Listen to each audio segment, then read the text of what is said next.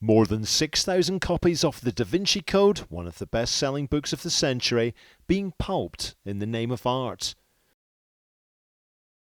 This is a story which begins back in 2017 in an Oxfam shop in Swansea. Around that time there was one particular donation that we were getting kind of a little more than we could use, which was the Da Vinci Code, because it's such a massive bestseller.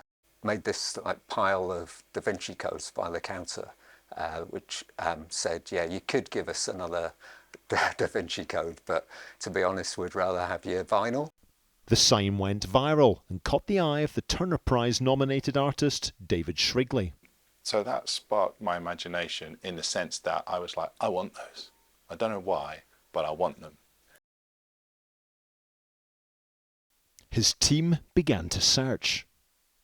Well, originally we just went around charity shops, and then quite quickly we realised that wasn't the best way of doing it, because we were getting 2 or 3 at a time, and it would probably take about 100 years.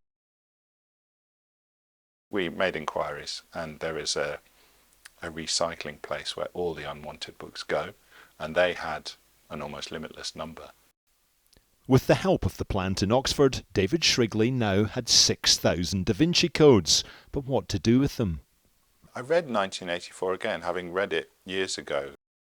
I realised that George Orwell had died in 1950, and so it was coming up for 70 years since his death, which, as you probably know, means that all of his work's in the public domain. So it means anyone can publish. So the Da Vinci Codes were pulped and turned into paper that became 1,200 copies of 1984, each unique. And the twist, they're to be sold in the same shop where the original sign went up. And you can see the spine that we've designed. The price, £495 for each book, with a proportion of the proceeds going to Oxfam.